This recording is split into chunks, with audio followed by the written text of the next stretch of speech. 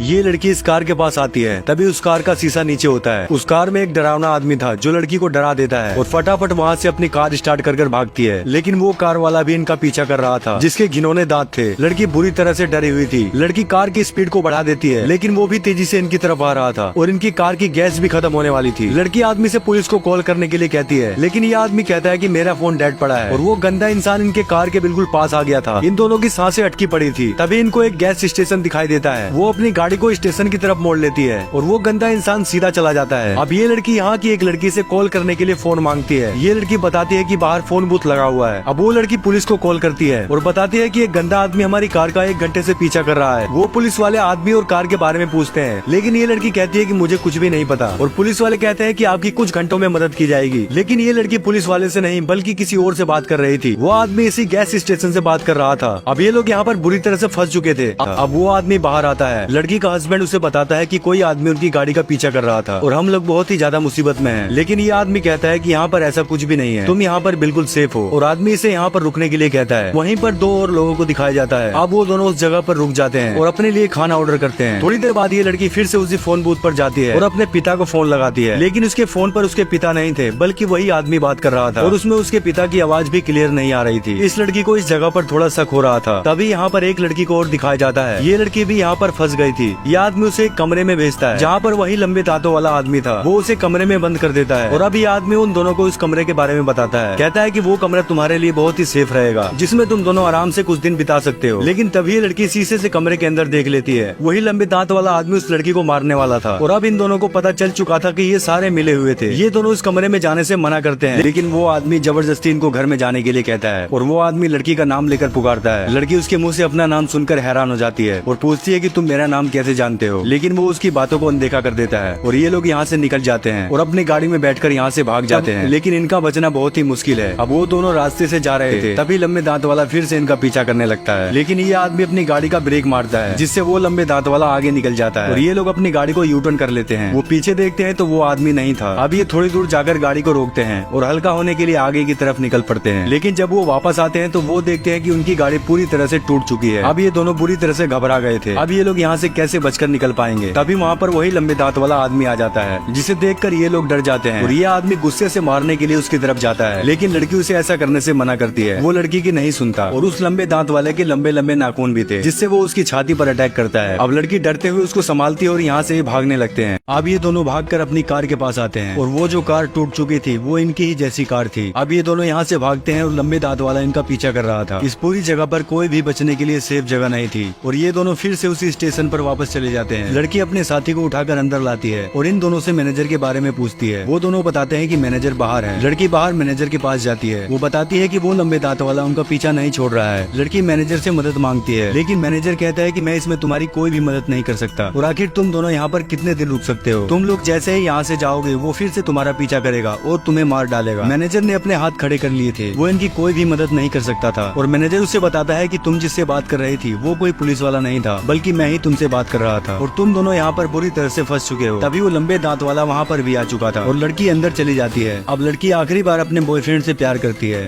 क्योंकि ये पल इनकी जिंदगी का आखिरी पल था और यहाँ से अपनी गाड़ी स्टार्ट कर चल देते हैं और इनके सामने वही लंबे दांत वाला आदमी था। वो इनकी गाड़ी को टक्कर मार देता है, जिससे ये लड़की इस कार के पास आती है। तभी उस कार का शीशा नीचे होता है।